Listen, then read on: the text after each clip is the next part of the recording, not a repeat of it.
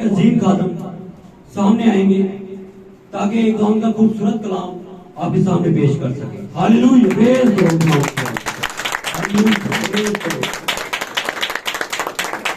Hallelujah. बहुत शुक्रिया भाई साहब, खुदावंद को बरकत बख्शे उस सारी खिदमत के ज़ाना के अंदर जो आपने खुदावंद के लोगों के लिए उनके ज़हन दिलों की तैयारी के लिए, ताकि वो खुदावंद के कलाम के लिए उसको कंसीव करने के लिए, रिसीव करने के लिए तैयार हो जाए। हालेलुया। खुदावंद को बरकत बख्शे उस सारी खिदमत के लिए जो आपने प्रिजाइडिंग की सूरत में यहाँ पर की है, और आए हुए तमाम अजीजों को खुदावंद यीशु मसीह के फतहमंद मोहब्बत नाम में पास्टर बाबर यानी मेरी तरफ से सलाम कबूल हो। खुदावंद आप सबको बरकत बख्शे मेरे अजीजों। मैं उम्मीद करता हूँ कि आप सब सेहतमंद होंगे, खैरियत से होंगे, खुशी में होंगे, बरकत में होंगे। हम खुदावंद का शुक्र करते हैं आज की खूबसूरत सुबह के लिए भी, अच्छे मौसम के लिए और लोगों के आने के लिए भी। बेशक थोड़ी सी गर्मी ज्यादा है, लेकिन फिर भी लोग आए, और बिलखसूस उनका मैं शुक्रगुजार हूं जो दूर से ट्रैवल करके आए, क्योंकि मसीह की मोहब्बत की भूख जो थी उन्हें वो खींच लाई यहाँ पर। असल में बात यह है, आमीन। दूसरी वजह यह है कि कभी कभी हमें भूख नहीं होती, लेकिन हम खुदा का बीज होते हैं। खुदा हमें किसी ना किसी वजह से ले आता है, क्योंकि वो कहता है आते सही ना पहले, आमीन। तो कुछ ऐसे भी बेटियां बेटे होते हैं जो कहते हैं चलो यार चल नहीं, ये जा रहे तो मैंने नहीं जाना चाहिए। समझ रहे हैं बात की? या ये जा रही है तो मुझे भी साथ जाना चाहिए। तो साथ आते आते ही जिंदगी क्या हो जाती है, तब्दील हो जाती है। तो ये उनकी खुशकिस्मती होती है। तो हम सब की क्या है, खुशकिस्मती है कि हम खुदा के हुजूर में यहाँ पर मौजूद हैं, ताकि जमाने की जो हमारे जमाने का कलाम है, आवाज है, उसको सुने, जो खुदा उनकी तरफ से, उसके नबियों, उसके पैगंबरों के जरिए से, उसके फरिश्तों के जरिए से आई है। आमीन। हम देर के बगैर खुदा उनके कलाम की तरफ बढ़ते हैं। Praise God. आए हम निकालेंगे खुदा उनके कलाम अक़दस में से, हम 2-3 गवाह पढ़ेंगे, यानी 2-3 हवालाजात पढ़ेंगे, रेफरेंसेस पढ़ेंगे। सबसे पहले तो बुक ऑफ जेनेसिस, पैदाइश की किताब में से हम हवाला लेंगे, चैप्टर 1, पैदाइश की किताब चैप्टर 1। Praise God, hallelujah. पैदाइश की किताब पहला बाब जी, और उसकी 6ठी आयत से लेके 9वीं आयत तक हम इसे पढ़ेंगे, और सभी से गौर से सुनेंगे। ये हवाला हम, एक हवाला हम बहनों में से पढ़ेंगे, एक हवाला हम भाइयों में से पढ़ेंगे, और जो भाई नहीं पढ़ते वो भी पढ़ेंगे। जिन्होंने आज तक नहीं पढ़ा उन्होंने कहते वो भी पढ़ लें भाई जी, पढ़े, कोई बात नहीं, जैसा आता है वैसा पढ़े। चल, और खुदावन ने कहा, भाइयों में से पहला हवाला पढ़ेंगे, बाद में बहनों में से। और खुदा ने कहा कि पानियों के दरमियान फिजा हो, और खुदा ने कहा कि पानियों के दरमियान में फिजा हो जी, ताकि पानी पानी से जुदा हो जाए। जनाब, पानी पानी से जुदा हो जाए जी। बस खुदा ने फिजा को बनाया, बस खुदा ने इस काम को करने के लिए पहले फिजा को बनाया, ताकि जुदाई की वजह तो कोई बने। और वो क्या वजह बनी, बीच में फिजा बनी। खुदा ने इनको जुदाई को कायम रखने के लिए फिजा को बनाया। किसको बनाया? किसको बनाया? God bless you. आगे पढ़िए। और फिजा के नीचे के पानी को फिजा के ऊपर के पानी से जुदा किया। जनाब, बात समझ आई है? खुद फिजा के नीचे के पानी को खुद फिजा के ऊपर के पानी से खुदा ने फिजा के जरिए जुदा कर दिया जी। आगे। और ऐसा ही हुआ। हाँ जी, ऐसा वैसा नहीं हुआ, ऐसा ही हुआ। लेफ्ट राइट कुछ नहीं, बस एक ही बात है। हाँ जी, पढ़िए। खुदा ने फिजा को आसमान कहा, और शाम हुई और सुबह हुई, सो दूसरा दिन हुआ। खुदा ने यहाँ पर फिजा को आसमान कहा और सुबह हुई, और क्या हुई जी? शाम हुई, और फिर क्या हो गई? और सुबह हुई, सो दूसरा दिन। शाम हुई और सुबह हुई। क्या हुई? शाम हुई और सुबह हुई। सीधे रहिए, सीधे उसमें आइए, मुझे कंफ्यूज ना कीजिए। शाम हुई और सुबह हुई, तो फिर क्या हो गया? कितना दिन? दूसरा दिन। दूसरा दिन। आमीन। आइए हम एक और हवाला लेते हैं, निकालिएगा मेरे साथ खुदावन के कलामे अक़दस में से। Praise God, hallelujah. खरूज की किताब हम निकालेंगे। खरूज, किताबे खरूज, तौरात की पहली 5 किताबें जिनको तौरात का मजमुआ कहा जाता है, उसमें से खरूज की किताब, उसका 17वां बाब, सॉरी 14वां बाब और उसकी 7वीं आयत से शुरू करेंगे। 14वां बाब और 7वीं आयत जी, पढ़िए नीचे की तरफ जी। खरूज 14वां बाब 7वीं आयत। और उसने 600 चुने हुए रथ, बल्कि मिस्र के सब रथ लिए। हाँ जी। और उन सबों में सरदारों को बिठाया। हाँ जी। और खुदा ने मिस्र के बादशाह फराउन के दिल को सख्त कर दिया जी और उसने बनी इसराइल का पीछा किया, हाँ जी क्योंकि बनी इसराइल बड़े फखर से निकले थे। हाँ जी, फखर से निकले थे, फखर से तौबा की थी, फखर से बपतिस्मा लिया था, फखर से नबी की बात मानी थी। आगे चलिए। और मिस्री फौज ने फराउन के सब घोड़ों हाँ जी। और रथों और सवारों समेत उनका पीछा किया। ध्यान दीजिए, आगे पीछे नहीं देखना, कुछ सोच न रखे लेफ्ट राइट की, ध्यान दे क्या बात हो रही है जी। और मिस्री फौज ने फराउन के सब घोड़ों और रथों और सवारों समेत उनका पीछा किया, जो निकल गए थे, बच गए थे, उनका पीछा किया। आगे। और उनको जब वो समुद्र के किनारे फी हाँ अखरियोत के पास जी। बालफाउं के सामने हाँ। डेरा लगा रहे थे, जी जा लिया। हाँ जी। और जब फराउन नजदीक आ गया तब बनी इसराइल ने आंख उठाकर देखा कि मिस्री उनका पीछा किए चले आते हैं। जब वो सर पे चढ़ाए तो इन्होंने आंख उठा के देखा कि क्या हो गया है, मिस्री इनके पीछे चले आते हैं जी। और वो नहायत खौफजदा हो गए। हाँ जी। तब बनी इसराइल ने खुदावन से फरियाद की। हाँ जी। और मूसा से कहने लगे, क्या मिस्र में कब्रें ना थी? ये हैं वो बपतिस्मा याफ्ता लोग, ये हैं वो नई पैदाइश याफ्ता लोग। क्या कह रहे हैं मूसा नबी, क्या मिस्र में क्या नहीं था? क्या मिस्र में कब्रें कब्रें ना नहीं थी थी? जो इधर समुद्र के किनारे ठंडी जगह में बनवाने आए हो हमारी कब्रें जी। आगे। जो तू हमको वहां से मरने के लिए बियाबान में ले आया है, जी तूने हमसे ये क्या किया हाँ कि जी। हमको मिस्र से निकाल लाया? जी। क्या हम तुझसे मिस्र में ये बात ना कहते थे कि हमको रहने दे, कि हमको वही गुलामी के घर में रहने दे? कि हम पहले नहीं कहते थे जी। आगे। कि हम मिस्रियों की खिदमत करें, हाँ जी। क्योंकि हमारे लिए मिस्रियों की खिदमत करना बियाबान में मरने से बेहतर होता। हाँ जी। तब मूसा ने लोगों से कहा, डरो मत। मिस्रियों की खिदमत करना बियाबान में मरने से बेहतर था। उनकी खिदमत करते रहते गुनाह की जी, गुनाहगारों की जी। तब मूसा ने लोगों से कहा, डरो मत, डरो मत। नबी ने कहा चुपचाप होकर खुदावन की नजात के काम को देखो, निजात के काम को देखो जो आज तुम्हारे लिए करेगा जी।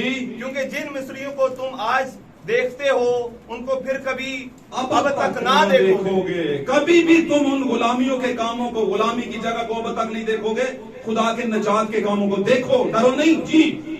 खुदावन तुम्हारी तरफ से जंग करेगा, खुदावन तुम्हारी तरफ से जंग करेगा और तुम खामोश रहोगे जी। और खुदावन ने मूसा से कहा कि तू क्यों मुझसे फरियाद कर रहा है? हाँ जी। बनी इसराइल से कह के वो आगे बढ़े। बनी इसराइल बिलीवर्स आगे बढ़ो, डरने की जरूरत नहीं, पीछे का याद करने की जरूरत नहीं, आगे बढ़ो जी। और तू अपनी लाठी उठाकर अपने हाथ समुद्र के ऊपर बढ़ा हाँ जी। और उसे 2 हिस्से कर। अब क्या कर? पानी को 2 हिस्से कर। पानी को 2 हिस्से कर। वहां पर पानी 2 हिस्से हुआ पैदाइश में, यहाँ पर पानी को है नबी तू भी, क्योंकि नबी तू मेरा मुंह है। इस पानी को बोल, ये 2 हिस्से हो जाएगा। इसमें लाठी डाल, कलाम डाल जी।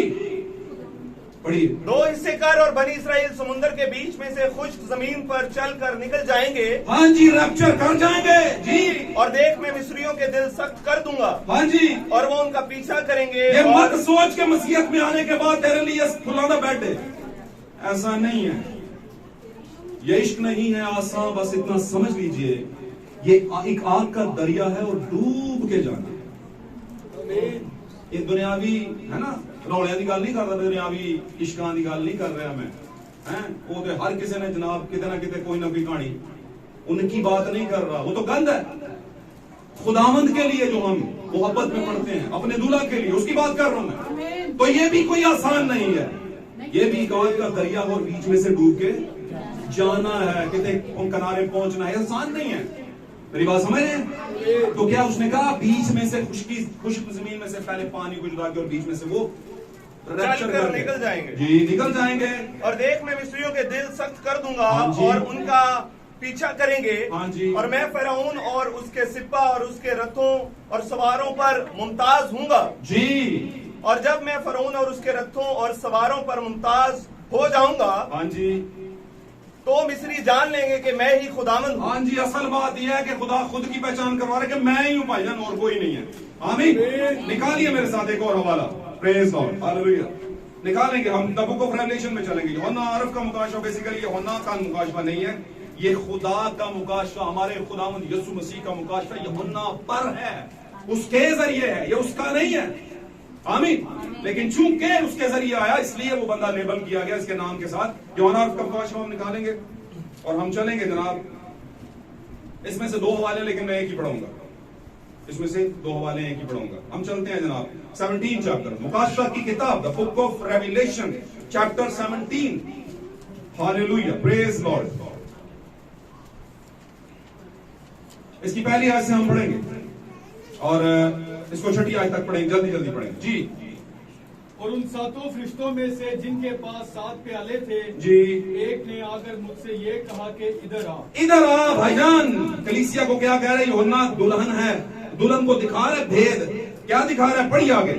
मैं तुझे उस बड़ी कसबी की सजा दिखाऊं। ये कोई छोटी मोटी कसबी नहीं है, छोटी मोटी प्रोसिक्यूट वूमन नहीं है, भाषा नहीं है, ये खासुल खास बड़ी है। बड़ी कसबी का क्या बताऊं? सजा बताऊं? सजा बताऊं जी। दिखाओ। जो बहुत से पानियों पर बैठी हुई है। जनाब ये भी कहीं पर बैठी हुई है। कौन से पानियों पे? बहुत से पानियों पर जी। पढ़िए। और जिसके साथ जमीन के बादशाहों ने हरामकारी की थी। बादशाह मतलब हाकिम, हुकूमतें। आमीन। वो इसके साथ मर्जअप हो गए हैं, मिल गए हैं। आमीन। मिक्सअप हो गए हैं, ये है इसका मतलब। इसके मतलब के इशारे हैं कुछ। आमीन। मतलब जी पढ़िए। और जमीन के रहने वाले उसकी हरामकारी की मैं से मतवाले हो गए थे। उस कसबी के हाथ में एक हरामकारी का प्याला है और उसकी हरामकारी की मैं तमाम तरह के पावरफुल डिनोमिनेशनल सिस्टम ने पी है, उसके साथ मिल गए हैं। आमीन। UWCC में मिल गए हैं, यूनाइटेड वर्ल्ड चर्चेस काउंसिल में मिल गए हैं। आमीन। उनके अकीदे और मरीदे पढ़ रहे हैं जाने अनजाने में। आगे चलते हैं, पढ़िए आगे। बस वो मुझे रूह में जंगल को ले गया। हाँ जी। वहाँ मैंने किरमिजी रंग के हैवान पर जो कुफर के नामों से लिपा हुआ था और जिसके 7 सर और 10 सींग थे, एक औरत को बैठे हुए देखा। हाँ जी। ये औरत अर्गवानी और किरमिजी लिबास पहने हुए हाँ और जी। सोने और जवाहर और मोतियों से आरास्ता थी। जबकि तीतस कहता है कि औरत क्या करे? सोने मोतियों से अपने आप को ना संवारे, बल्कि हयादार लिबास है। और ये क्या करके बैठी हुई है? आरास्ता है जनाब, हर तरह के जेवरात से। आगे चलते हैं। और एक सोने का प्याला मकरूहात यानी उसकी हरामकारी की नापाकियों से भरा हुआ उसके हाथ में था जी। और उसके माथे पर यह नाम लिखा हुआ था, राज, बड़ा शहर बाबुल, कसबियों और जमीन की मकरूहात की माँ। हाँ जी। और मैंने उस औरत को मुकद्दसों का खून और यीशु के शहीदों का खून पीने से मतवाला देखा। आमीन आमीन। खुदावंद के कलाम का पढ़ा जाना और सुना जाना मेरे अजीजों हम सबों के लिए बाइस बरकत हो। और इस कलाम के बायस हमारी जिंदगियों में अगर कोई खता है, कभी कहीं कोई खला है, रखना है, तो वो यीशु मसीह के रूह के वसीला से आज पूरा हो जाए और हमारी जिंदगी आजाद हो जाए। तशरीफ रखिए खुदा आपके साथ। Praise God. Hallelujah hallelujah. आज का टॉपिक सबसे पहले बताऊं, भूल जाता हूं तो मैं अक्सर। The separated one for the rapture. उठाए जाने के लिए अलग किए हुए। The separated one for the rapture. उठाए जाने के लिए अलग किए हुए। गल समझ रहे हो कि नहीं समझ रहे? आपने दुनिया के अंदर बहुत से कॉम्पिटिशन्स देखे होंगे। आमीन। उन कॉम्पिटिशन्स में ऐसे ही लोग, जैसे मिसाल के तौर पर 2020 का मैच होता है। आमीन। उसके बाद कहीं ये और छोटे मोटे मैच होते रहते हैं, फिर वर्ल्ड कप आता है। अब वर्ल्ड कप के अंदर जो पहले टेस्ट मैचेस खेले होते हैं, उनमें से क्रीम लेवल के लोगों को निकालते हैं और फिर वर्ल्ड कप में ले जाते हैं। बात मेरी समझ रहे हो? आमीन बोला करें। अब ये तमसील है बेसिक। और मैं अक्सर बात करता हूं, यीशु ने अपने जमाने के लेफ्ट राइट के माहौल से तमसीलें उठाई। इसलिए उसकी दुल्हन जब प्रीच करेगी या दुल्हन जब वो मुकाशफात पेश करेगी जो खुदा के रूह ने उनसे दिए हैं, यीशु मसीह ने दिए हैं, उस भेदों को बयान करेगी, तो वो भी अपने लेफ्ट राइट से क्या लेगी? कुछ पैराबल्स लेगी, कुछ मिसालें लेगी। ध्यान दें इधर, किसी बात की तरफ ध्यान ना दे, इधर ध्यान दें। थोड़ा टाइम दूंगा लेकिन समझ लेता हूं। The separated one for the rapture. उठाए जाने के लिए अलग किए हुए। आमीन। अब जब कोई अलग करता है किसी खास काम के लिए, तो उनको बहुत दफा टेस्टिफाई करता है, उनका टेस्ट लेता है। क्या ख्याल है? आप देखते होंगे कि बहुत से लोग एग्जाम्स देते हैं, मिसाल के तौर पर उनके 3 पोर्शन हुआ करते थे हमारे जमाने के अंदर। सबसे पहले उनके टेस्ट हुआ करते थे, उसके बाद समाही होते थे, उसके बाद नौमाही होते थे जो पेपर्स होते थे एग्जाम्स।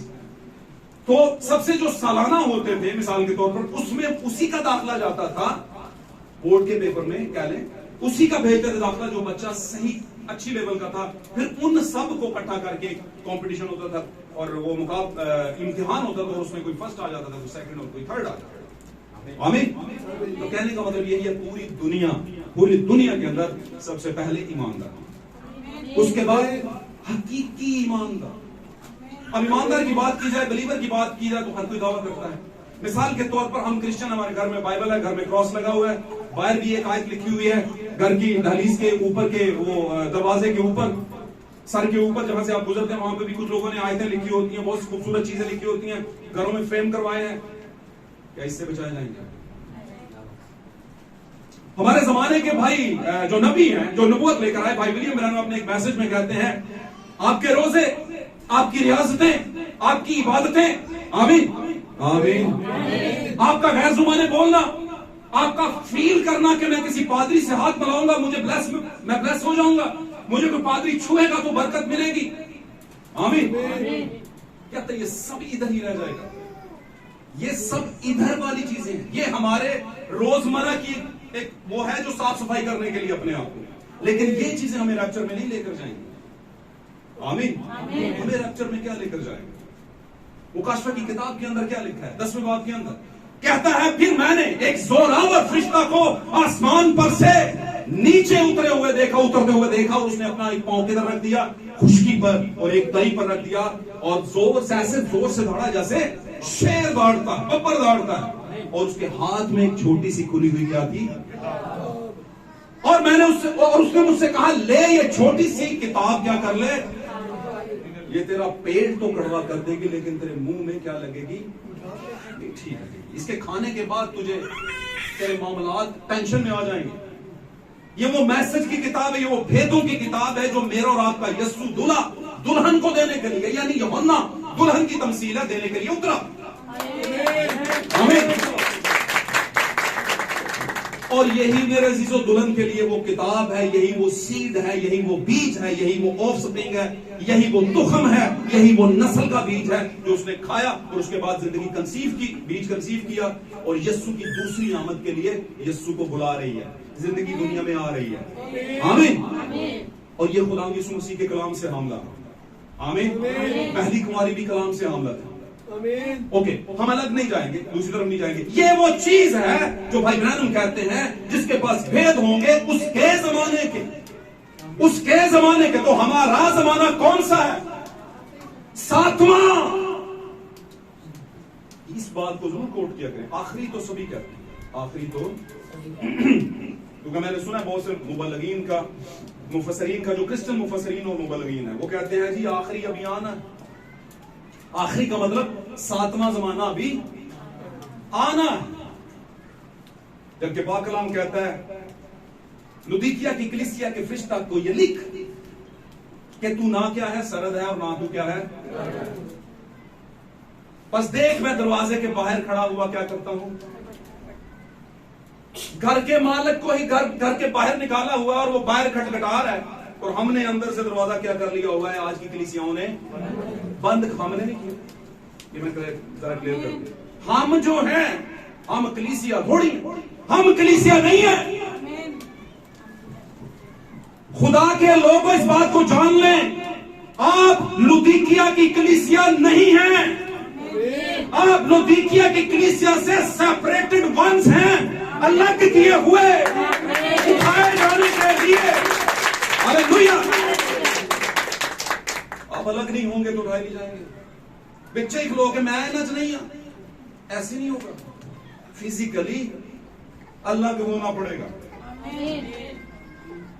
और याद रखिए, जब किसी भी भाई को या बहन को, खुदा ना खास्ता किसी भी इंसान को, ह्यूमन बीइंग को, इंसान को खुदा ना खास्ता कोई इस तरह की बीमारी लग जाए कि उसके उस हिस्से को काटना पड़ जाए, तो इजी तो नहीं होता। इजी होता है? बिल्कुल भी नहीं होता। और ये बातें बिल्कुल सच, इसमें कोई भी बल फ्रेब वाली बात नहीं, छल वाली बात नहीं। और खुदावंद जिसके मुंह में छल नहीं होता उसे बड़ा पसंद करता है। आमीन। यीशु मसीह के मुंह में भी क्या नहीं था? छल नहीं था, छलावा नहीं था, फ्रेब नहीं था, मकरू नहीं था, मकर नहीं था, है ना? वो जब आते हुए स्तिफनस को देखता तो कहता है ये शख्स फिल हकीकत इस्राएली है। क्यों? क्योंकि इसमें मकर नहीं है। मकर एक ऐसी चीज है जिसको पंजाबी में कहते हैं नाल भी रहना ते जड़ा भी वड़ दे। और मजे की बात बताऊं, ये जिसके मुंह में मकर होता है, छल होता है, वो जख्मी बहुत करता है, लेकिन केस का आगे से आने वाला केस नहीं उस पर कर सकता। क्यों? क्योंकि जख्म नहीं ना नजर आता। जख्म लपेगा तो फिर केस होएगा। क्या ख्याल है? क्या यीशु ने अपनों के खिलाफ जंग नहीं की? क्या शागिर्दों ने अपनों के खिलाफ जंग नहीं की? आज वर्ल्ड डिनोमिनेशन चर्चेस जो है, क्या वो हमारे ही अपने नहीं? गैर में तो वो हमारे ही अपने उनको कहती है। क्यों जी? बोले करो। ओ भाई मुझे बताएं कौन होंगे हो? हम भी क्रिश्चियन होते हैं। ओके यार, आप में तो वो काम ये काम वो क्यों होता है? वो जी नहीं, हम में नहीं होता, वो उनमें होता है। अच्छा वो यार आप तो ये खा लेते हो, वो जो जब भी सीजन आता है तो आपको देते हैं तो आप खा लेते हो। वो कहता है जी हम तो नहीं खाते। वो कहता है बाहर तो लाइन लगी हुई थी आपके भाइयों की बहनों की। क्या ख्याल है? तो कहने को सारे क्या होने हैं? ईसाई होने। सारे क्या होते हैं? हम कहने को, क्योंकि गैर कौम में तो हमें क्या कहते हैं? ईसाई। असि सारे ईसाई होने, लेकिन हमने ये जो सारे ईसाई होने हैं इन्होंने विचों निकल के मसीही होना है। लेकिन ये मसीही वाली वाला जो लेबल है, ये दिल गुर्दे वाले ही रखते हैं अपने पास, है ना? बाबर मसीह होना ये बड़ी गल नहीं है। मसीह का कैरेक्टर होना बड़ी बात है। मसीह का कैरेक्टर, बाबर मसीह होने से काम नहीं चलेगा। आमीन। इसलिए मैं कहता होता हूँ यार, बड़े बड़े लकब बेशक ना दो, भरा ही मान लो, इतना बोल। बड़े लकबों का क्या करना है? बड़े टाइटल्स का क्या करना है आप? लेकिन वो शख्स आपके साथ मकर कर रहा हो, कुछ ऐसा कर रहा हो, तो आपके लिए बड़ी तबाही हो जाएगी। ऐसे लोगों से बचें भाई। आप अपनी जिंदगी में, अपने ऑफिस में बचें, अपने दफ्तरों में बचें, इलाकों में बचें। Be aware from that peoples. ऐसे लोगों से खबरदार रहें आप। आमीन। मेरे अजीजों, बड़ा खूबसूरत टॉपिक है, उठाए जाने के लिए अलग किए हुए। भाई जी मेरी बच्ची का भी ना आया इंटरव्यू से, वो मैं देखांगा। अगले दिन फिर पहुंच जाएगी सुबह सुबह। भाई जी मेरी बच्ची का भी ना आया होगा। पापा ना जी ने, ओ सर जी देखो जी, नहीं तो मैं पिछों फोन कराना जो। हाँ जी नहीं जी देख रहे क्यों नहीं, फोन क्यों कराना सर? उन्हें की दौड़ लाई सी, पता ना ऐसे कहते हैं। क्यों जी? कितने बोरियां वेखदियां हुण सलाब दियां, साडा नाम लिखिया जी, पर्ची बनाई जी। नहीं लिखी ना तो मैं अपने पादरी को कह देना, उन्हें लिखवा लेगा फिर पर्ची। हर कोई चाहता है हम भी उस दौड़ में शामिल हों जहां से सारे बरकत पा रहे हैं। हर कोई चाहता है। तो यहां पर मैं एक बात करता चलूं, रिवार्ड और इवार्ड सारे चाहते हैं, लेकिन कंट्रीब्यूट कोई नहीं करना चाहता। अब कंट्रीब्यूट का मतलब समझ ना, चार दोस्त मिल गए, यार पिज्जा खाने का दिल करता है तो पिज्जा आएगा 500 का। जेब में क्या है? एक बंदे के पास 50, दूसरे के पास 150, तीसरे के पास 200, चौथे के पास जनाब 500, 300। वो कहेंगे अमेरिकन सिस्टम कर लेते हैं। पता ना अमेरिकन सिस्टम क्या है? सारे थोड़े थोड़े पाओ पिज्जा। बोला करे बरकत मिलेगी, खुश रहा करो, खुदा बरकत देगा। जिंदगी वैसी थोड़ी है, और मैं समझता हूँ अच्छा है कि थोड़ी है। बहुत पापा तो बच जाओगे, मुसीबतों तो बच जाओगे। पाप ना भी करें, आजमाइश में तो रहेंगे ना, तो आजमाइशों से बच जाएंगे। वैसे भी जो दुल्हन है ना, वो ज्यादा देर दुनिया में नहीं रहती, तो टाइम से उठाता है उसे। आप कहेंगे कैसी अनाप शनाप बातें कर रहे हो पादरी साहब, मैं कुछ चंगा चंगा बोलो। हाले बच्चों ने वेखे की, अस नहीं बच्चों नहीं, असा वेखे की। क्यों जी? आजकल वैसे नहीं पता चलता, पापा च मामा च बच्ची च बेटे जो इको जी लगते हैं, सारे सेम टू सेम। बड़े खुश होते हैं, आपका बेटा है? नहीं नहीं, ये तो आपका भाई लग रहा है। नहीं भाई बेटा है तो बेटा ही लगना चाहिए। समझे हो कि नहीं? अगर एक मामा है तो मामा को मामा ही लगना, उसको बेटी की मामा की बेटी नहीं लगना चाहिए, अपनी बेटी की बेटी नहीं लगना चाहिए। तो इन बातों को जाना करिए, चीजें हमारी जिंदगी में आ चुकी हैं, लेकिन इनको आहिस्ता आहिस्ता हमने, तो यहां पर क्या हुआ, एक कसबी है। तो मैं बात कर रहा था, उस बात को लेने, वो बात बड़ी खास है। जब तक हम स्पिरिचुअल कंट्रीब्यूशन नहीं करते, स्पिरिचुअल कंट्रीब्यूशन का कंट्रीब्यूशन उर्दू लफ्ज बोल रहा हूं, इंग्लिश मैं भी बहुत नहीं बोलता, लेकिन मेरे को लफ्ज आ गया तो मैं बोल देता। चलो, हिस्सा डाल, हिस्सा, शराकत करना, हिस्सा डालना, मिक्स करना, है ना। एक अच्छा गायक जब तक प्रैक्टिस नहीं करेगा कैसे आगे बढ़ेगा। एक गीत हिट होया, तालियां बजियां, वाह वाह वाह, उस तो बात करो यार मैं भी कुछ इंसान, अगले दिन गीत गाया, कोई ताली नहीं बजी। भाई ताली पे ध्यान नहीं देना तूने। कंट्रीब्यूशन क्या, 12 घंटे जागे, 8 घंटे जागे, 6 घंटे जागे प्रैक्टिस की है, नहीं की ना, तो इसलिए नहीं बजी। तो हमेशा याद रखिए, एक हवाले से आपके जो रिवार्ड्स होते हैं आपकी कामयाबी के आने आते हैं, रास्ते में आ जाते हैं। एक बार किसी ने पढ़ा, वाह वाह वाह, बड़ा अच्छा मैसेज है, पादरी ने क्या हुण मैनू पढ़ने की लोड़, मैं तो वैसे ही भुगया बगाया पादरी। समझ आई बात की? तो ये जो तारीफ होती है इंतहाई खतरनाक होती है। तारीफ आएगी, कैसे आ गई? क्योंकि कुछ किया था, उसके बाद आपने उसी को डिपेंड कर दिया कि बस यहीं पर नहीं, आगे नहीं पढ़ेंगे ताली नहीं बजेगी, आगे नहीं प्रैक्टिस करेंगे आवाज नहीं निकलेगी। बात समझ रहे हैं? तो शराकत बड़ी जरूरी है। तो अगर आपने कंट्रीब्यूट किया स्पिरिचुअल, अब हमारा स्पिरिचुअल कंट्रीब्यूट क्या है, क्या पैसे है? नहीं यार, नहीं, ये तो बहुत आखिर की चीजें हैं। लोग की क्या नजात मिलती है दाइये की देना, सिर्फ नहीं मिलती।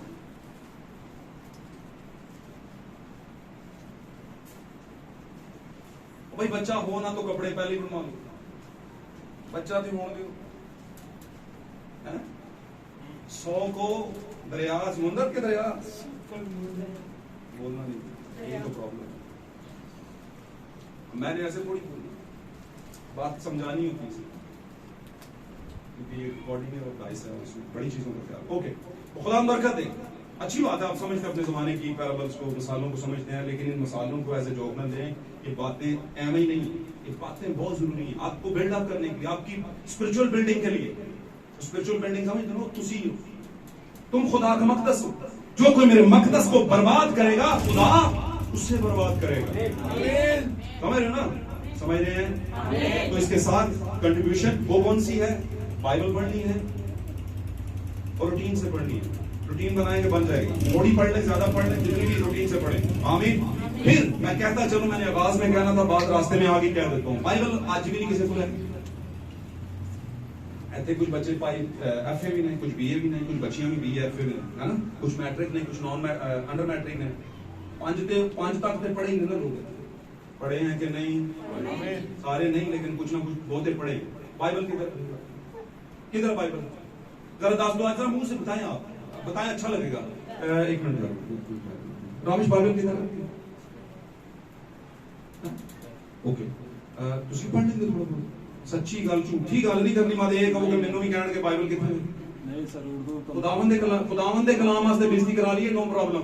बाहरों लोगों को सुपरवाइजर को 1000 कराने हैं, दफ्तरां से कराते हैं कि नहीं? बोला तो इसमें क्या है? और उसके कहता है अगर मैं अपने ही किसी करतूत घोलने की वजह से मैं ट्रांसलेशन कर रहे हैं मुक्के खावा दे केड़ी बड़ी गल है।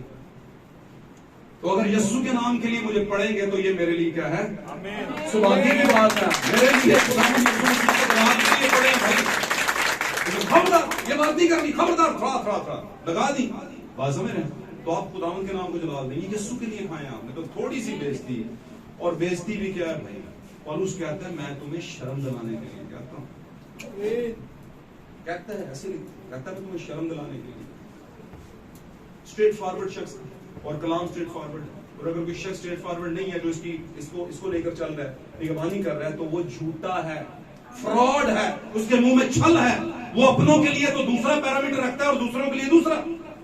अपनों के लिए अलग पैमाना, दूसरों के अलग, अपने मामे चाचे ताए अलग काउंट करेगा, उन्होंने कुछ नहीं कहेगा ते दूजियां नूं है तो दुनिया की कहती है। दुनिया नूं किन्ने पासे धंधे हुंदे ने, चोरी नूं एक पासे ते दुनिया नूं वो कहंदे ने कर लैने पादरी दा बंदोबस्त, किते चढ़ेगा ना नाउ थले आएगा ਇਹਨੂੰ ਦੱਸਾਂਗੇ कि भाई ने तुसा की करतूत को लेंगे क्यों जी? तो कलाम क्या है? स्ट्रेट फॉरवर्ड, जो है वो है, जो नहीं है नहीं है। आमीन। Separated one for the rapture, उठाए जाने के लिए अलग किए हुए इस, और आप देखें आप क्या उठाए जाने के लिए अलग किए हुए के पैरामीटर पर आते हैं? क्या आप उस पैमाने पर पूरे आते हैं? चेक एंड बैलेंस योरसेल्फ, अपने आप को चेक करो। भाई ब्रैनम कहते हैं ये जो जमाना हमारा जमाना है ये लैंप ट्रिमिंग का जमाना है। लैंप ट्रिमिंग क्या? लैंप किनु कहते हैं? LAMP, लैंप, CUP, साप नहीं, कप, LAMP क्या है इसका मतलब? क्या कहते थे इसका मतलब क्या है? LAMP बोल रहे हैं चकते बहुत तो खुदाया लैंप ये ते अंग्रेजी बोल, तुसी ते अंग्रेजी बोलते हो, पंजाबी ट्रांसलेशन भी तो सुना थी, बोले LAMP लैंप लालटेन। इसका जो लैंप का सही मतलब है जो हम पढ़ा करते थे चिराग। चराग।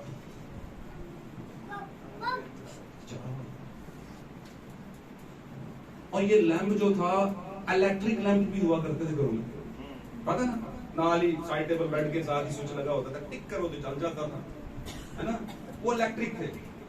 लेकिन असल में लैंप क्या है? क्या था? वही जो इन्होंने कहा, उसकी तरक्की याफ्ता शक्ल लालटेन थी। आमीन। यीशु ने कहा कोई शख्स चिराग जलाकर पैमाना के नीचे नहीं रखता, बेड के नीचे नहीं घुसा देता, बल्कि निकाल कर उसे ऊंची जगह पर रखता है ताकि आने जाने वालों को क्या हो, सारा कुछ सही हिसाब से दिसे, किसने कैसे कपड़े पहने हैं, किसने कैसा कैरेक्टर उठाया है, कौन क्या कर रहा है, किधर देख रहा है, क्यों देख रहा है, ये सब नजर आए। कौन दिखाएगा? चिराग। उसने कहा अपने अपने चिरागों की लैंप ट्रिमिंग करो।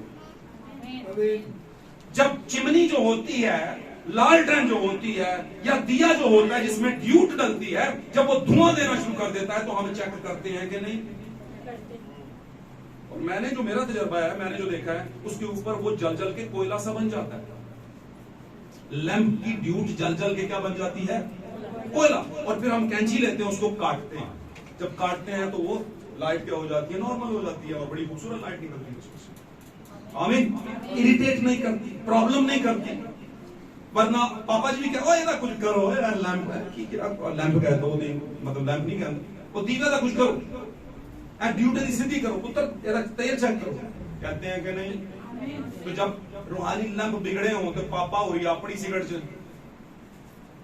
पुत्र चैनल जरा चेंज करना, वो पता ही नहीं रूहानी लैंप बिगड़े हैं, इनको सेट करना है, कैसे करना है, कहने नहीं, कैसे नहीं, लैंप ट्रिमिंग करनी पड़ेगी, काटना पड़ेगा। कुछ जो कोयला जम गया है ना इस जमाने की तहजीब का, उसको उतारना पड़ेगा, तो फिर रोशनी ठीक आएगी। और वो उतारेगा कौन? क्या लैंप खुद अपने पर से वो चीज उतार सकता है? सवाल है आपके सामने। तो कौन उतारेगा? कौन फोर्स करेगा कि उतार ये चीज, ये जो कोयला जम गया इसको उतार कौन करेगा? घर के अपलायंस, घर के बड़े, घर के बुजुर्ग, घर के एल्डर्स। एल्डर्स किसको कहते हैं? बड़े लोग। आमीन। उनका काम है। और मूसा को भी कहा था, खुदावंद ने कहा था कि मूसा इस कौम से कह कि ये बातें जो मैं तुमसे कहता हूं, ये शरीयत की बातें, ये तुम अपने बच्चों से और उनके बच्चों से और वो अपने बच्चों से बयान किया करना, ताकि लैंप के अंदर कहीं के ऊपर कहीं कोयला ना जम जाए, लाइट ना फड़फड़ानी शुरू हो जाए। हालेलुया। आज तो हर ईमानदार की लाइट फड़फड़ाई हुई है कहीं ना कहीं से, पादरी चीख पागल हो जाते हैं, लेकिन लैंप है कि खुद से उस कोयले को काटते नहीं है। और वो काटते इसलिए नहीं, कहते हैं पादरी की ड्यूटी है बताना, और हमारी क्या ड्यूटी है? मानना या ना। और कुछ लोगों को ये ख्याल है कि कानून बनते क्यों है? क्यों बनते हैं भाई? ऊंचा बोलेंगे भाई साहब, तोड़ने के लिए। कानून लोगों का ख्याल है कि तोड़ने के लिए बनते हैं, तो जरा तोड़ के तो बताओ। चलो कानून बने हैं ना तोड़ने के लिए, जरा चलो जाके तोड़ो, पूरे पापा नु ही, मामा नु ही, बाजी नु ही, है भरा नु ही, सारे दौड़ा न लगियां होंगी, कानून जो तोड़ देता है। तो भाई कानून बने होते हैं तोड़ने के लिए, जो तोड़ते हैं उनका अजाब भी आपको नहीं पता। आमीन। या पता है? पता होगा। तो इसलिए कानून को नहीं तोड़ना। तो कानून क्या है? लैंप ट्रेनिंग कौन करेगा? बड़े करेंगे। और पौलुस ने कहा लैंप ट्रेनिंग का देना करनी है। मैं ये नहीं कहता कि जरूर वही काम करो, कोई और अगर ताड़े को तरीका दो कर लो, सोटी ना पढ़ो, छड़ी ना पढ़ो। उसने कहा छड़ी से मर नहीं जाएगा, लेकिन अगर तकलीफ होती है तो उसे कोई और तरीके, 100 तरह की इंटेलिजेंसी है, तरीके हैं, समझ है, शऊर है, उससे कर लें आप। आमीन। लेकिन उसको सादत की नस्ल बनाए, उसको वो नस्ल बनाए जो बड़ी होकर कहे मैं बच्चा था, अब बड़ा हो गया हूं, बूढ़ा हो गया हूं, लेकिन मैं सादत की नस्ल को कभी टुकड़े मांगते हुए नहीं देखा। Hallelujah, praise God. टुकड़े मांगते नहीं देखा। तो आज क्या हालात हुए? गैरों से पूछती है तरीका नजात का। भाई जी सारे पादरी होने, सारे भैणा होने, सारे भरा होने, ओके, लेकिन आपकी नजात किधर छुपी है? आपकी नजात तो मुकाशवा 10वें बाब के जो जोरावर फरिश्ता है उसके हाथ में जो वेदों की किताब है उसमें छुपी है। आपके रोजों में थोड़ी नजात छुपी है, आपकी दायकी में थोड़ी नजात छुपी है, आपके हदियों में थोड़ी नजात छुपी है। अब हम ठहरे इस दुनिया के बड़े सगीर की मिट्टी के अंदर। एक बात बताऊं, बड़े सगीर की मिट्टी के अंदर के लोग क्या है? बड़े सगीर यानी ये जो इंडिया और पाकिस्तान, इसके अंदर के लोग अजीबोगरीब हैं। भाई ब्रैनम रोया में देखते हैं, वो कहते हैं पाकिस्तान की कलीसिया लूली लंगड़ी। इंडिया में गए, इंडिया में प्रीच किया, आज जाकर देख लो इंडिया के अंदर जो बीज फैला हुआ है, कैसा फैला हुआ है। आमीन। पाकिस्तान में आना चाहते थे, इरादा कर लिया, जिंदगी ने साथ नहीं दिया। खुदा की क्या मंतक थी ये खुदा ही जानता है, लेकिन उससे पहले नबी इस दुनिया को छोड़कर चले गए। आमीन। लेकिन एक रोया उन्होंने बयान की कि जो पाकिस्तान की कलीसिया है वो क्या है? पैरालाइज कलीसिया, पैरालाइज, मफलूज, फालिज ज़दा। इधरों सीधा किया करो तो उधरों हाथ टेढ़ा, उधर से सीधा करे तो उधर से टांग टेढ़ी, टांग सीधी करो तो पांव टेढ़ा, पांव सीधा करो तो मुंह टेढ़ा, मुंह सीधा करो तो वो टेढ़ा, वो टेढ़ा, वो किधर किधर से क्यों? लेकिन ये वो बातें नहीं कर रहा जो जिस्मानी बातों की बात कोई नहीं, जिस्म की बातें इधर ही रह जाएगी। और वैसे ही बताऊं, जिस्म के कैरेक्टर जो नॉर्मली बात कर रहा हूं, आपके पास रूह नहीं, खुदा के वक़्त का कलाम नहीं, आमीन, वेदों का कलाम नहीं, कैरेक्टर टॉप 10 पे ले जाएं, नहीं उठाए जाएंगे। डेली बाइबल पढ़ें, डेली रोजे रखें, दूसरे दिन रोजा रख लें, डेली तो रखा भी नहीं जाता, मुश्किल होता है ना। डेली नमीने पढ़ें, डेली रोजरी पढ़ें, डेली मरियम मुकद्दस मरियम के जाकर उसमें मेले करें, डेली जाके मामला कर लें जो करना है। भाई अच्छे कपड़े पहने, वो कपड़े जो खुदावंद कहता वो भी पहन लें। इतना कुछ करने के बावजूद द बुक ऑफ रेवलेशन आपके पास नहीं, बर्रा की दी हुई भेदों की किताब आपके पास नहीं, तो आप रहे हुए हैं, आप नहीं उठाए जाएंगे, आप हनूक नहीं। बात समझ रहे हैं? हनूक के मतलब ये लिखा है कि जब तक हनूक जिंदा रहा खुदावंद के साथ साथ चलता रहा और खुदावंद उसे उठा लिया। आमीन। इससे पहले कि जमीन पर आर्मागेडन जंग लगे, हर जंगे हरमजदून लगे जो कि लगने वाली है, रशिया बड़ा तड़प रहा है, उसे तकलीफ हो रही है और बस चाहता है कि मेरे साथ दूसरा मुल्क लग जाए। और जब जूं ही दूसरा मुल्क लगेगा उसके बाद आर्मागेडन लगेगी, जंगे हरमजदून, तीसरी बड़ी आलमी जंग, और दुनिया का हर गंद जो है ना जमीन पर से मलियामेट हो जाएगा, खत्म हो जाएगा। लेकिन उससे पहले अगर मैं और आप दोनों ने अगर हैं, यीशु को भी ये सवाल उठा था, अगर तू खुदा का बेटा तो भाई अगर यीशु पे उठ सकता है तो हम पे क्यों नहीं? क्यों जी? यीशु के दौर में दुनिया कम थी, हमारे दौर में तो कई गुना ज्यादा है। यीशु के दौर में दुनिया कम तो गुनाह भी कम। क्या ख्याल है? हमारे दौर में दुनिया ज्यादा तो गुनाह भी, इसीलिए तो तबाह होना है, वरना पहले हाथ ही ना तबाह कर देता। क्या ख्याल है? जब तक गुनाह का पाप का घड़ा भरता नहीं, खुदा तबाह करता नहीं, वो भी देखता रहे। चलो आमीन। तो मेरे अजीजो, अपने आप को पैरामीटर के अपने आप को चेक करें, लैंप ट्रिमिंग करें, अपनी रोशनी को दोबारा से क्लियर करें। आमीन। आप खुदावन के साथियों की नस्ल है, खुदावन के बेटे और बेटियां हैं, और फिर मसीह की दुल्हन होने के लिए बुलाए गए। आमीन। यहाँ पर हमने पानी की बात की, मैं थोड़ी सी बात करता चलूं। हमने बेसिक हवाले जो लिए। अब होते अगर आपके पास बाइबल है तो आप निशान लगाते हैं, आप नोट कर लेते हैं, इसमें प्रॉब्लम क्या है? मुझे एक बात बताएं, क्या आते वक्त आपके पापा मना करते हैं कि बाइबल बेटा नहीं लेकर जानी? कोई एक कहेगा कि बड़े हाजी नमाजी ये हो गए हैं, कोई मना करता तो मुझे बता दो। मैंने 1000 बार कहा, मुझे नंबर दे दो उस बंदे का जो आपको रोके और कहे बाइबल क्यों चुकी हुई है, क्यों? और मोबाइल की मैं बात कर रहा हूं, मोबाइल से जिस दिन यहाँ पे बाइबल पढ़ी ना, उसका फिर बंदोबस्त मैं कर दूंगा। फिर मुझे नहीं कहना मोबाइलों से बाइबल किसी ने नहीं पढ़नी। प्लीज प्लीज, मोबाइल हमारे लिए थोड़ा सा हेल्पर है, उसमें से हम कोई रेफरेंस ले लेते हैं, लेकिन बाइबल बाइबल है। खुदा के घर में आकर कलाम खोलो। आमीन आमीन। मोबाइल से नहीं पढ़नी, मोबाइल से नहीं पढ़नी। अगर पीछे जो भी हो गया, आगे से आपने अपनी बाइबल, अपनी बुकलेट साथ लेकर आनी। आमीन। और साथ में पेपर, इतनी ये देखें, ये क्या है? डायरी, छोटी सी डायरी, ज्यादा नहीं, 60-70 की मिल जाएगी। क्या ख्याल है? जो काम असी खुदावंद वास्ते करने हैं वो 60-70 देखने हैं, क्यों? 60-70 नहीं देखते, तो देखेंगे फिर जो होगा। ये काम किसके लिए है? खुदावंद के लिए। आमीन। तो मेरे अजीजों, ये करें काम, और देखना फिर जिंदगी ट्रांसफॉर्म होती है कि नहीं, देखना मसीह की मोहब्बत आप में जागती है कि नहीं, देखना आपको पता चलता है कि नहीं कि आपको। एक जगह पे मुझे एक बंदा पूछता, भाजी ये कैसे पता चलेगा कि हम बरगजीदा हैं, हम पहले से मुकर्रर हैं, पहले से बुलाए हुए, पहले से ठहराए हुए हैं, हम उड़ाए जाने के लिए पहले से तैयार हैं, और खुदा ने हमें पहले से चुन रखा है, बर्रा की किताब में हमारे पहले से नाम लिखे हैं। अगर ये पता चल गया, हमें कैसे पता चलेगा कि हम वो हैं? मैंने कहा वाह वाह। कनारे पे खड़ा होके कहता है पानी की गहराई क्या है? बाहर खड़ा होके कहता है बपतिस्मा किसे कहते हैं? भाई पानी में जा, तुझे पता चलेगा। पहले गोते पे ही कहता है कोड़ कैसे साफ होगा? क्यों जी? तो गोते तो साथ मारने, प्रैक्टिकली कुछ भी नहीं और बातों में सब कुछ। भाई अगर बाइबल ने अपने बीज का वादा किया है, बाइबल ने इब्राहिम से कहा मैं तेरी नस्लों से नहीं बल्कि तेरी नस्ल से, एक नस्ल से आगे लेकर चलूंगा, और उसने पौलुस ने कहा वो इसहाक नहीं था बल्कि वो यीशु मसीह की बाबत कह रहा था। यीशु एक ही है और एक ही नस्ल है। आमीन। वो दाऊद की असल और नस्ल से। आमीन। और हमारे जमाने का यीशु दाऊद भी। दाऊद हमारे जमाने का दाऊद कौन है? यीशु मसीह।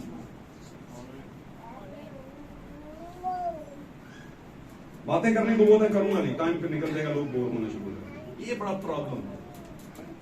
ये बोरियत की रूह कहां से आ जाती है? कल मैं एक जगह पे खड़ा था, पास्टर साहब थे, नाम नहीं लेना उनका, उनके पास मुझे टाइम मिल गया, शाम को गया, तो मुझे कहते हैं बस विजिट के लिए निकलने लगा था, आप आगे चले, कोई बात नहीं। मैंने कहा भाई जी ये मजबूरी थी आपके पास आना, थोड़ा सा काम था आपसे।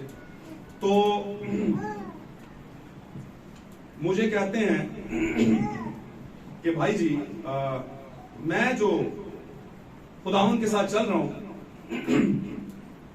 तो मुझे ऐसे लग रहा है कि जो हमारे बच्चे हैं उनके जो क्या उसे कहते हैं रिश्ते नाते जो हैं वो हमारे फेथ में होने चाहिए। तो उनका फेथ जो था वो है ब्रदर मिशन के थे, लेकिन वो कह रहे थे जो हमारा फेथ उसी में होंगे, ताकि आगे जाकर क्या हो जाती है, क्योंकि गड़बड़ पैदा हो जाती है, मसाइल पैदा हो जाती है। तो मैंने कहा खुदावंद करे कुछ चीजें खुदावंद पर भी छोड़नी चाहिए और कुछ चीजें हमें हिकमत पर भी, अकल पर भी छोड़नी चाहिए। आमीन। तो लोगों के ख्यालात जो हैं बड़े डिफरेंट होते हैं बहुत सी चीजों को लेकर। वो भाई अपने जहन में बहुत कुछ सोचते हैं कि क्या हम छुड़ाए जाएंगे या बचाए जाएंगे, और फिर इसी तरह क्या हम बरगजीदा हैं या नहीं, ये कैसे पता चलेगा? पहले से मुकर्ररशुदा हैं या नहीं, ये कैसे पता चलेगा? तो बाइबल मुकद्दस में नस्ल का जिक्र हुआ है। किसका जिक्र हुआ है? नस्ल का जिक्र हुआ है, और वो एक नस्ल जो थी उस टाइम पर दाऊद था। आमीन। और मैं आपको यहाँ पर एक और बात बताता चलूं। कुछ लोग कहते हैं इतना गुनाहगार शख्स खुदावंद का बीज कैसे हो सकता है?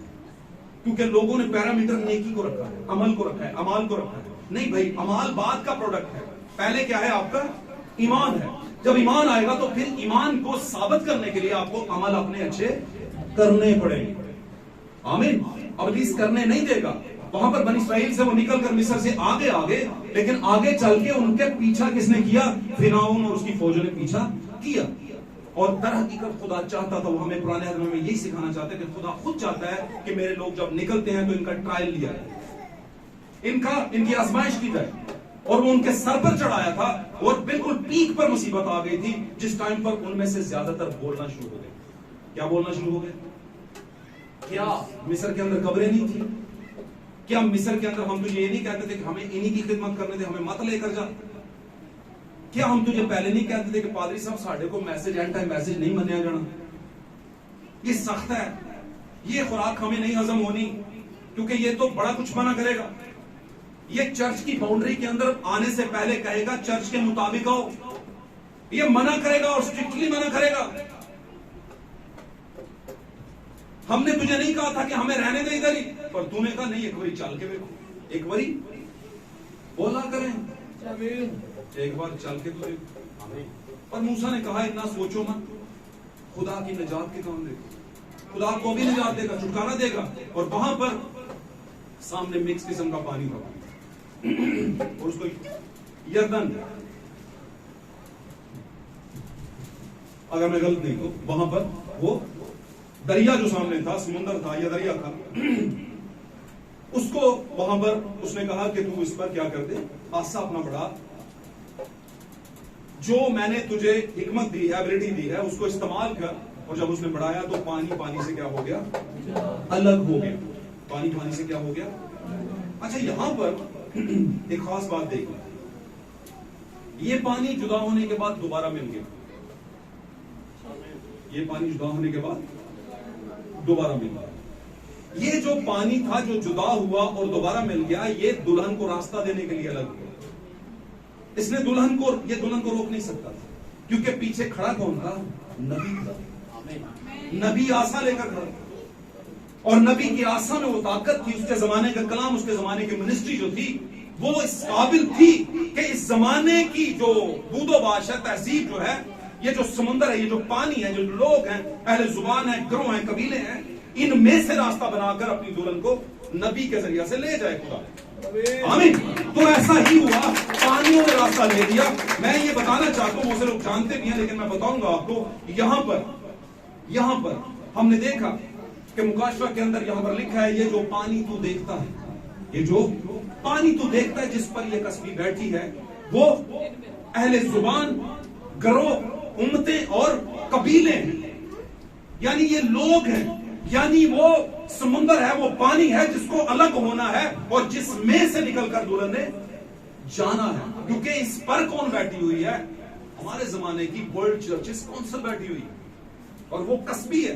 उसने स्पिरिचुअल अडल्ट्री की है, उसने स्पिरिचुअल हरामकारी की है, और की किनके साथ? जो पावरफुल डिनोमिनेशंस हैं, जो पावरफुल कौमें हैं, जो पावरफुल किस्म के सिस्टमैटिक चर्चेस हैं, उन सबको मिलाया है। आमीन। वो जो कह देती है वो मान लेती है, उसके कहने से दुनिया में ऑर्डर जारी हो जाता है। आमीन। उसके कहने से वो दरिया जो लाल समुंदर है वो 2 हिस्से हो जाता है, उसके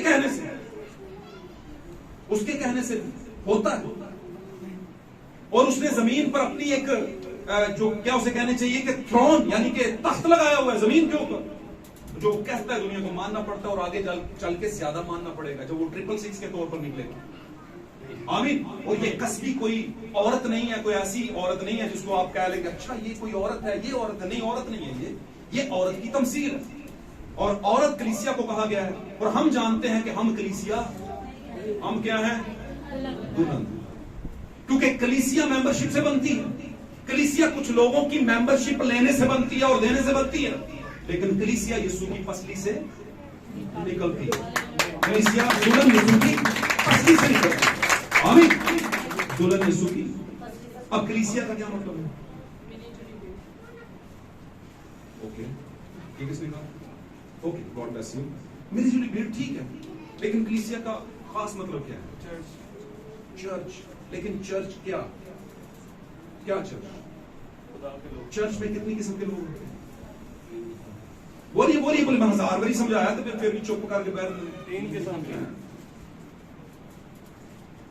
लेकिन ना तो सर्द है ना तो गर्म है, या ठंडा हो जाए या गर्म हो जाए, क्यों जी?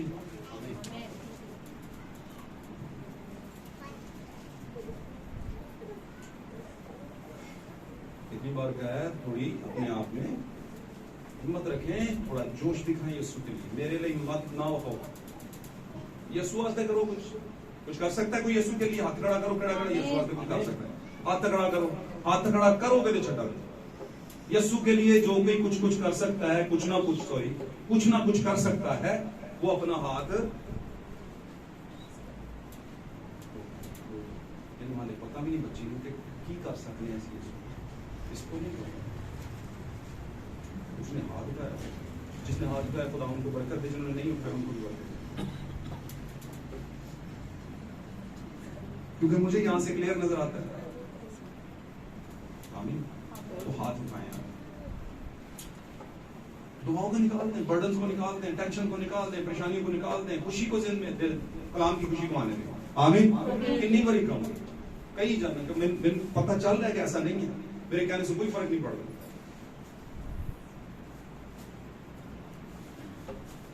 ऐसा भी नहीं कि कलाम आता है और तासीर नहीं करता, तासीर करता है, लेकिन हम उस तासीर को कबूल नहीं करते। तो कल उन्होंने थोड़ी कहना कि भाई जी तू ते आए ही नहीं से, वो कहेगा मैं ते आया सा, असर भी कीता ही, पर तू बेअसर उन्होंने समझ के उसे जाने दिया। अब यहां पर हम देख रहे थे कि कलीसिया में कितनी किस्म के लोग हैं। मैंने कहा था कलीसिया का मतलब क्या है? बहन ने कहा मिली जुली भीड़, किसी एंगल से वो बात सही है, लेकिन भीड़ जब हम बात करेंगे तो वो तो पूरी दुनिया है। किसी भी बंदे को लोगों को इकट्ठा करने में भीड़ है, उसमें सारे मजहब के आ जाएंगे, लेकिन ये सारे मजहबों की बात नहीं, मैं स्पेसिफिकली स्पेशली बात कर रहा हूं church versus true bride. Church बामुकाबला दुल्हन, कलीसिया बामुकाबला दुल्हन। आमीन। अब कलीसिया क्या है? उसकी फंडामेंटल यह है कि कलीसिया में शॉर्ट टाइम लेता हूं, कलीसिया के अंदर 3 किस्म के लोग पाए जाते हैं। कलीसिया के अंदर ये काम बहुत अच्छा होगा, और ये आप सबको नजर आ रहा था कि बच्चा जा रहा है, क्योंकि आपकी जिम्मेदारी है। आगे चलो, अब ये जो सिलसिला ये टूट गया, अब ये बीच में कैसे मैं इसको डालूंगा दोबारा में से? ये आप एक्सक्यूज मी,